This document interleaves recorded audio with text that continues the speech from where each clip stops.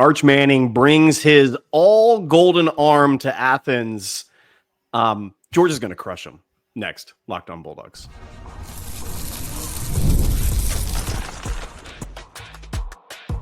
You are Locked On Bulldogs, your daily podcast on the Georgia Bulldogs. Part of the Locked On Podcast Network, your team every day. What is up, everybody? Welcome back to the Locked On Bulldogs podcast, your team every day, part of the Locked On Podcast Network. He, of course, is Clint. I am Daniel, together with the Locked On Bulldogs podcast. For fans, by fans, thanks so much for being here. Thanks for making us your first listen of the day. Thanks for being an everydayer. If you're part of the 199, a loyal Third Signal listener, you already know that we love you, and you're the reason this podcast goes. Clint, we are T-minus Say it. days away from the college football regular season beginning. We have, Daniel, days away from it's now the month in which kickoff happens. Yeah, I believe at the time you're listening to this, maybe tomorrow, it will be August. And in August, Georgia plays a football game. So that's all right. So we got lots that we're going to cover. We've been going through the UGA schedule. If you missed either of our two previous episodes covering the schedule, we're breaking down the non-cupcakes. Hold on. I'm sorry. We're breaking down the games that don't involve some of the cupcakes. We did talk about Auburn. We did. In the last episode. So some of the cupcakes we are covering on the podcast, but some of the cupcakes like Marshall, we're leaving out. And so today we're talking about the final three games on the schedule. They're not actually the final three games because there is there's a random tucked in there, but they're the final three games of consequence on the schedule. They are Texas, Mississippi State, and the Yellow Jackets of Georgia Tech, the Fighting Brent Keys, which we'll get to in the third segment. But Clint, normally in a cold open, I've gotten some advice recently about how to host a podcast. And so typically in a cold open, what you want to do is you want to ask a question and create a little intrigue. Yeah. You want to, what are they going to say? What's going to happen? I should listen to hear it. Instead, you zagged and said, we're going to kick Texas's teeth in. Bye. That's what you said. Those were your words. Stay to listen as to why. Yeah. Please. Or don't. But we're going to beat them. This is, there are 3 games on the schedule I'm more nervous about than Texas. There are 3. And that's not a shot at Texas. No. It's an indicator that Georgia plays a difficult schedule. And simply put, there are teams I am more worried about than Texas. And I could give you a litany and a list of reasons, and I'm sure I'll get into it. But Clint, I want to kick it back to you and ask you, what are the basic principled reasons that you, a Georgia fan, find yourself exceedingly confident that Georgia is going to win a game against a team that was the overwhelming favorite to win the Southeastern Conference going into this season? There is a fine chance that Texas makes the SEC championship this year. I'm not sure that. That could definitely happen.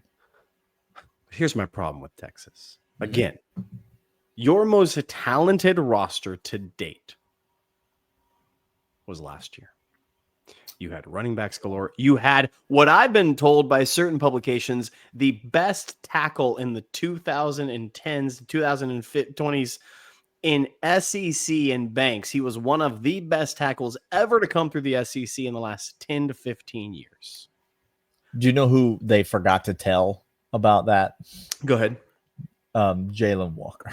They did not mention it to him at all. He got mollywopped up and down. Oh, just beaten 6 ways to Sunday, Clint.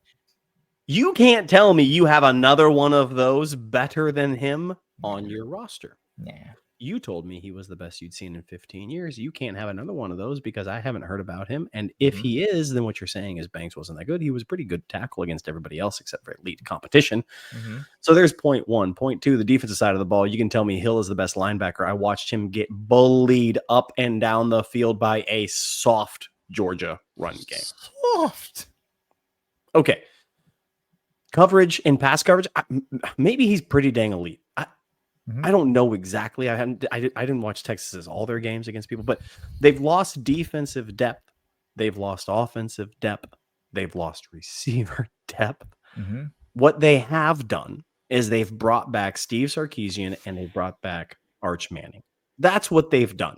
The guy that wasn't good enough to win the starting job last year over Quinn Ewers. Quinn Ewers was not a good quarterback. Stop. According to Texas fans. That's not even our opinion.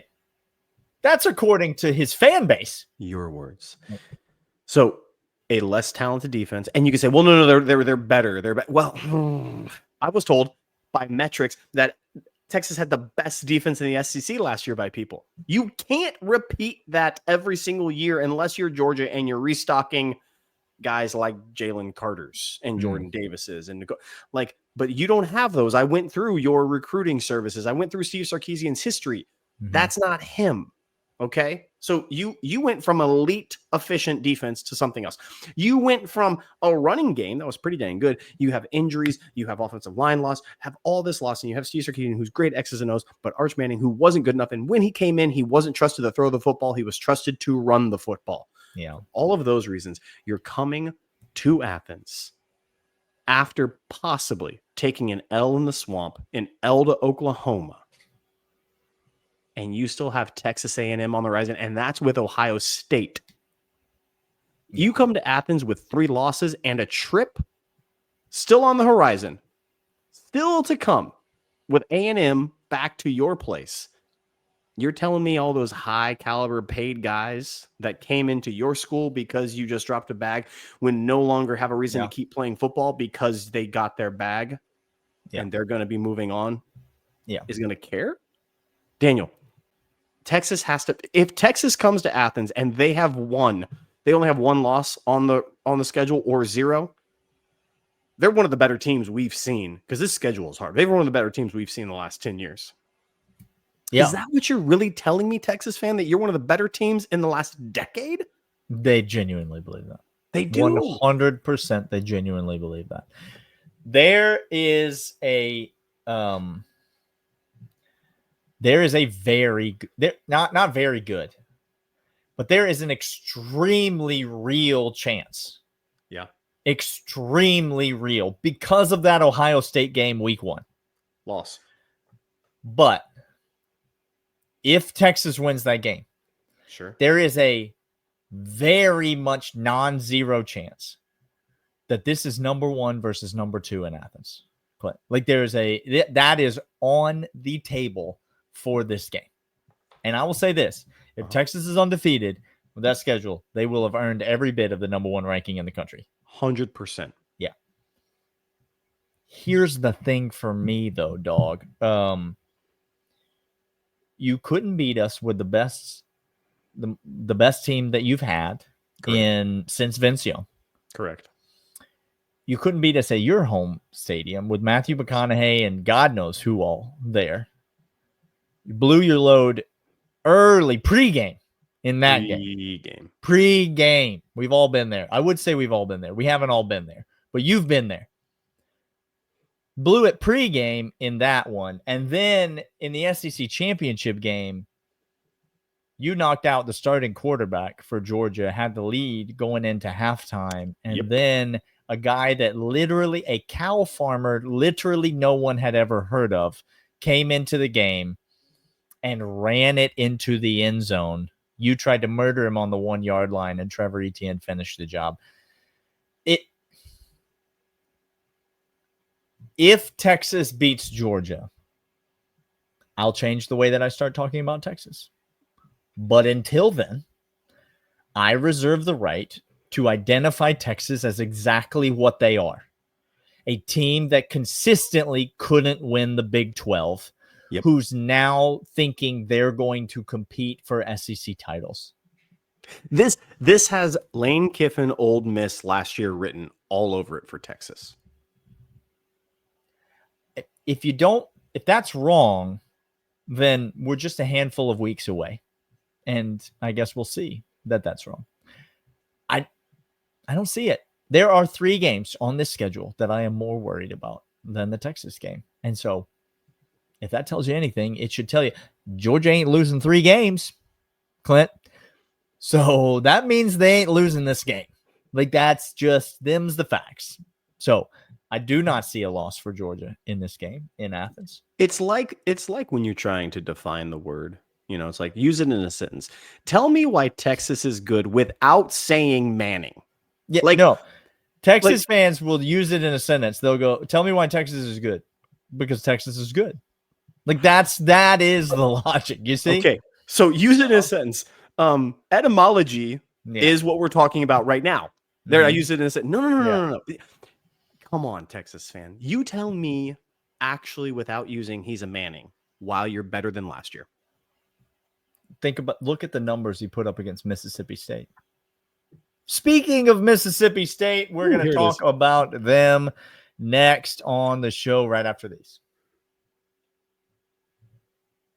These are, in fact, 5-hour energy. Ooh. Daniel, 5-hour energy is fantastic. You should get over there right now. Time to fuel up, time to turn on 5-hour energy transfusion. It brings the bold grape, ginger, and lime flavors of your favorite golf drink minus the alcohol into a quick, energizing shot. Whether you're sinking birdies or just making memories with friends, this one's a hole-in-one for your energy game. Let's be honest, some days on the course or off of it, you just need a little extra boost to stay going. Has anyone in your golf group ever tried to pull a ridiculous bet? Daniel and I have ridiculous bets. We'll be making one very soon. Hey, you need extra focus when you're doing that 5-hour energy is where it's at. Golf is all about good times with good people and good flavors. Of course, the grape ginger lime flavor gives you the best part of your clubhouse go-to without chasing down the bev cart. If you go to 5hourenergy.com today, this is the number 5hourenergy.com. You can use my promo code LOCKEDONGOLF to receive 20% off your order. This is only valid until September 30th on one order and cannot be used with other promotions. This code is not good on subscription orders. Whether you're meeting up with friends trying to turn 18 holes into 36, get the energizing boost you need to power through. Order transfusion flavored 5-hour energy shots today. The Bulldog Bash, Clint. Bulldog on Bulldog crime. Predicted this year in Starkville when Georgia travels to Mississippi State. By the way, you said transfusion in that ad read. I thought they were allowing us to inject 5-hour energy directly into our veins. I'm just hearing now from the folks at 5-hour energy that is not advisable. That's not what they recommend doing. Please stop. But one day the technology will exist. That's all I'm saying. One day the technology will exist. We just go straight intravenous 5-hour energy and all of our problems are solved. Oh, okay. Geez. Yes. Speaking of problems, all of Mississippi State's problems are not solved. No, they're just beginning. There's no end in sight, Clint. This is, and hear me out, the worst roster in the SEC by 5 miles.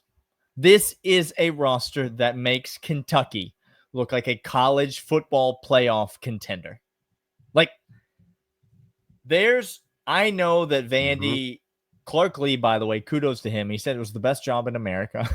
And you know what? We laughed at him, but he believes that. We laughed at him because it was a hilarious thing that he said. But he has done some things at Vandy. So kudos to him. Obviously, Diego Pavia is back for his 20th season of college football, and he makes Vandy a different animal. But Mississippi State has assumed the role of the absolute bottom dweller of the SEC. Yeah. They're not any good. They're not going to win a single conference game this year, period. That being said, they did kind of take it to Georgia in several different ways last year in Athens, a game that I had the deep misfortune of being in the stadium for, the deep misfortune of trying to record. And an overreaction show podcast with you from a restaurant parking lot. A random burger joint. It was not a night that I want to relive. No one does. But what are we making now of this return trip, now going to Starkville, playing against Mississippi State? Obviously, Georgia far overmatched, or Mississippi State overmatched in terms of talent, in terms of coaching, in terms of roster, in terms of depth, in terms of everything. It's not a matter of will Georgia win. No. But what are we making of this game, given what happened last year in Athens? This is really, really wild. A lot of the talent composition, by the way, for Mississippi State, they are near the bottom of the pile when it comes to that, based just upon recruiting rankings. But if you look at what Vanderbilt does, Vanderbilt's got Pavia, and that changes the entire dynamic for them. Like, just literally. Everything else for Mississippi State starts on the defensive side of the ball, Daniel. Like, their defensive, Rogers, Smith, Jones, Morant, Williams, 5 of the top 6 of the top 7 guys on their roster are all on the defensive side of the ball.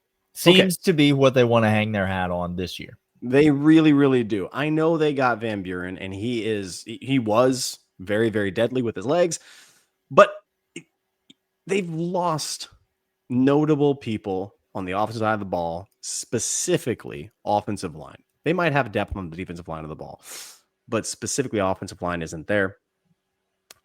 This is another get right game for Kirby Smart. I think actually the schedule this year, while it's not easier than last year, just because we get Alabama and Texas at home, those are still competent teams that will be up for those games, and being at home does help us, but not as drastically as all of a sudden saying it's an easy schedule.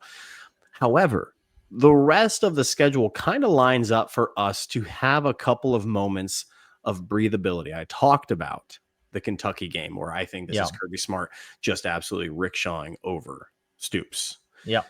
Auburn right before Ole Miss. Those 3 right there before cocktail party are we know who we are based upon Tennessee and Alabama. Now we can get right. I think the Mississippi State game is another opportunity for Kirby Smart to remind everybody just what you did. You reminisced about how awful it was for you. It was awful for him. Last year made Kirby Smart hate coaching. And he does not hate coaching. It was hair-pullingly awful for him to deal with last year. Yeah. Mississippi I State. guarantee you 30 years from now, if you ask Georgia his least favorite, if you ask Kirby Smart and you get him honest, his least favorite team that he coached at Georgia, he will say the 2024 team. I guarantee it. Grayson Lambert was more enjoyable for him than last year's team. He'll never say it, but Kirby Smart would take 10 Grayson Lamberts before he took 1 Carson Beck. There's no doubt in my mind. Gosh, I can't even just pontificate on that because I'm going to stop. Mississippi State is a get right time for Kirby to rectify the ills of the past. He's really good at that. He's really good at learning from those things and rectifying it. I think he has Libby's number. I think he has Mississippi State. I think Van Buren without an offensive line and with all the talent on the defensive side of the ball. I think Georgia's offense notably improved. This is another barrel through game. Daniel. I'll tell you the best player on Mississippi State's roster. It's Jeff Lebby. It's the head coach. That is the thing that Mississippi State has going for it. Now, I don't know if he will be a successful head coach. He probably is not going to get. He's not going to get a chance at Mississippi State. He's not going to get a chance because they're not going to be good. They don't have a future or trajectory. No. But you want to know what it was that Mississippi State was able to do against Georgia last year in Athens. It wasn't the defensive side of the ball, Clint. It was that that passing game went through Georgia's defense like a hot knife through butter. Now, again, Georgia's defense was soft, but they have a guy in Jeff Lebby who is able to find those places, find those mismatches, exploit them, take advantage of the talent that he has. There are no shortage of great offensive coaches in the SEC. There's a lot of them. But Jeff Lebby is not second in coaching. He's not second to any of them. I genuinely do believe that. Obviously, a far inferior roster to a guy like Lane Kiffin or Steve Sarkisian or something like that. But in terms of coaching ability, like Jeff Lebby can get it done. That's the thing to watch for, is will Kirby Smart and his defense be up to the task, or are they going to get picked at and picked apart at times by this Jeff Levy offense? Because there will be scheme in place to exploit Georgia. Whether the players are capable of it and whether Georgia is up for the game on the road after coming through a brutal stretch on this schedule. Are they going to get up for that Mississippi State game will be a question and something that I will be watching.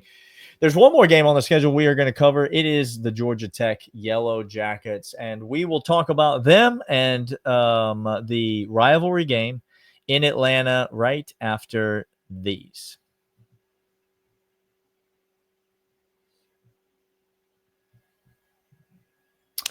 Daniel, before people yell at us, we understand that Mississippi State comes before Texas, but Texas is the more marquee thing. We said in the open. We wanted to get to it. We understand. We get it, okay?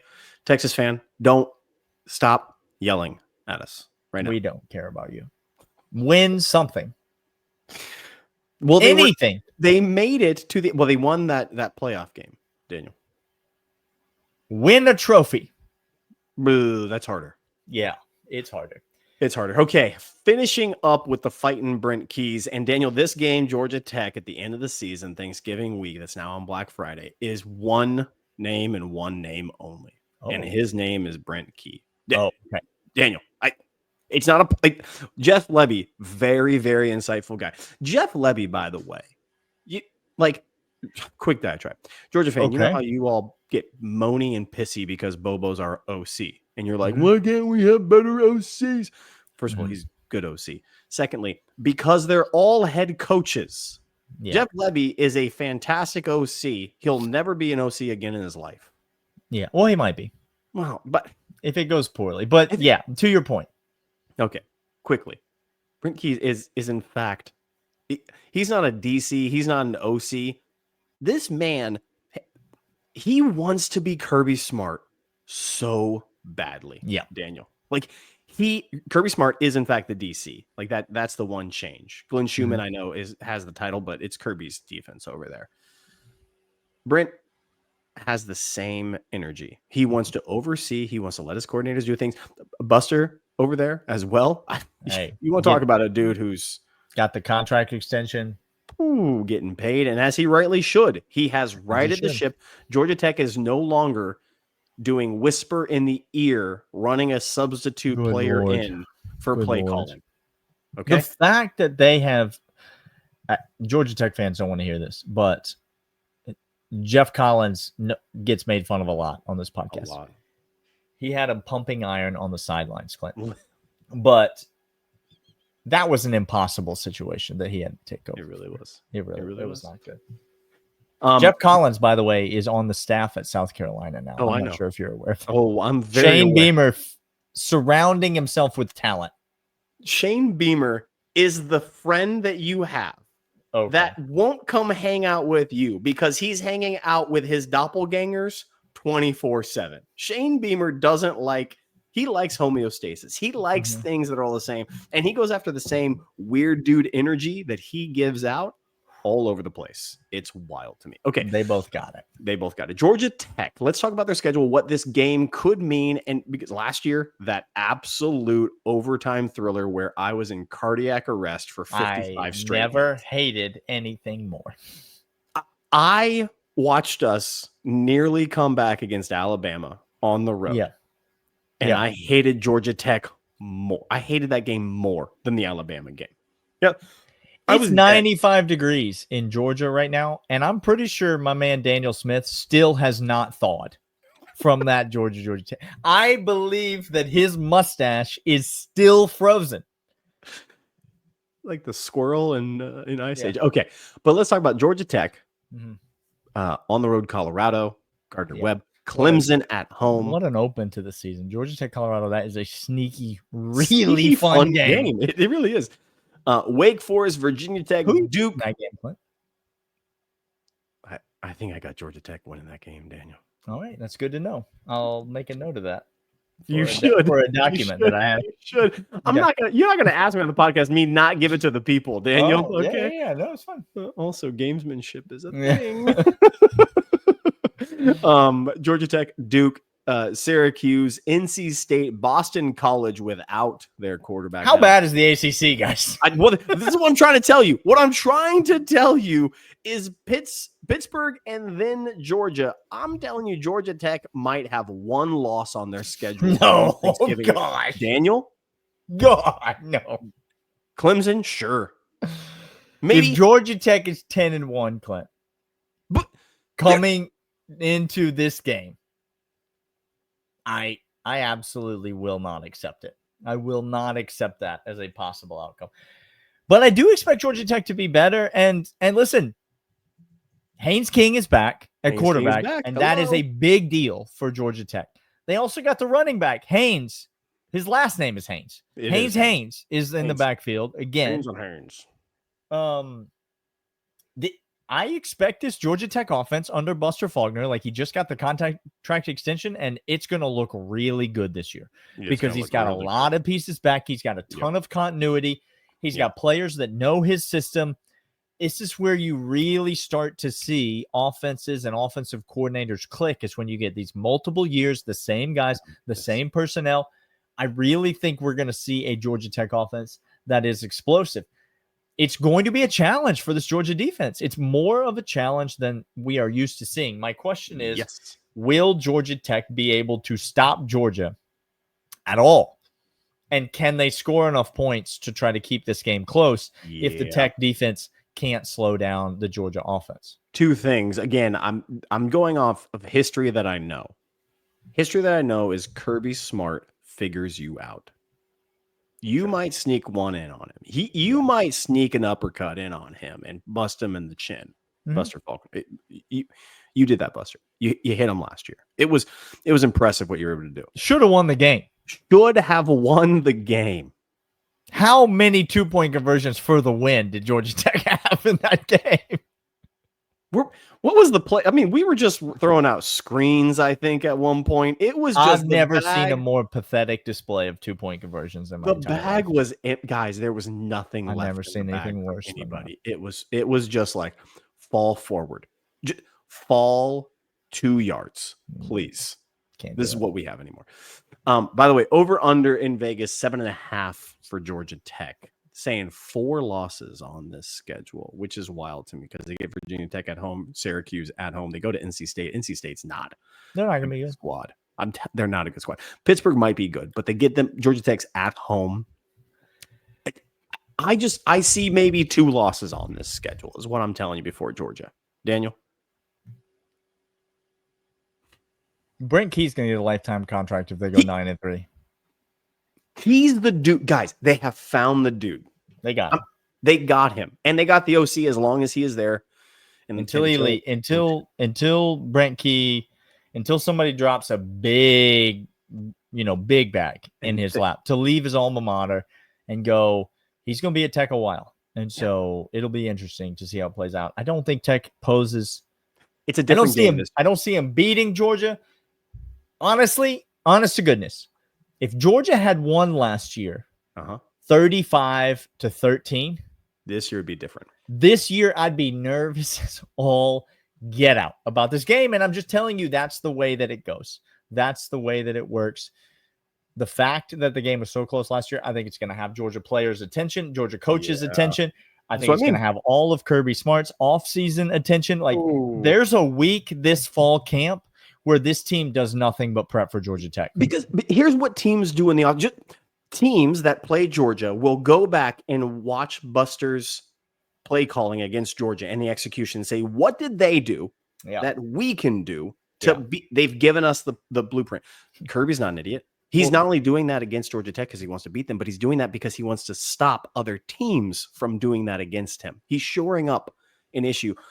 Those coaches don't have to go through all that work, Clint. They could just listen to the show and we'll tell them we were soft. We were Charmin soft, right up the gut. It was like going to the dentist and the dentist saying, you have every inside of your tooth. I could just poke through and it falls through. That's how soft we were. Just soft. Let's hope that's not the case with this Georgia defense, or you are going to be watching two very miserable human beings for this entire season. He is Clint. I am Daniel. This is the Locked On Bulldogs podcast. We'll be back tomorrow talking all things Georgia football, and we will see you guys then. See ya.